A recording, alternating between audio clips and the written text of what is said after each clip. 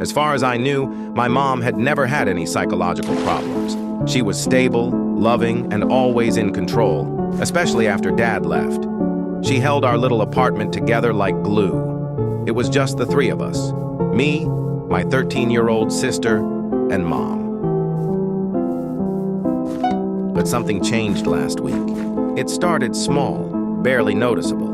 One night around 2 a.m., I got up to use the bathroom and found her standing in the hallway, perfectly still, facing the wall. No lights on, no phone, nothing. Just standing there in the dark. I froze. "Mom?" I whispered.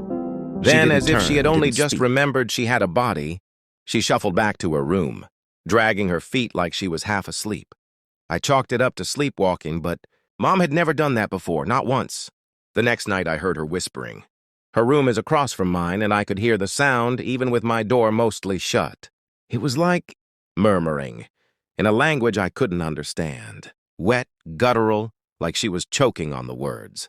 I cracked the door open and peeked. She was sitting up in bed, her face turned away from me, whispering fast now, desperately. Her hands were clasped together, twitching like she was praying to something that terrified her. I didn't sleep that night. By the third night, she stopped talking to us during the day. She'd stare out the window for hours. Didn't eat, barely blinked.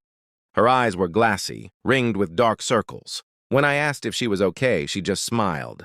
But the smile didn't touch her eyes. And then, she started locking the kitchen at night. She said the knives were getting loud. When my sister asked what she meant, Mom just said, "They're listening." I told myself it was stress, maybe menopause. Maybe she was just tired. But last night, I woke up to the sound of her singing in the living room. It was a lullaby I'd never heard before. Slow, off-key, and in that same strange language. I crept out of my room and saw her dancing slowly in the dark.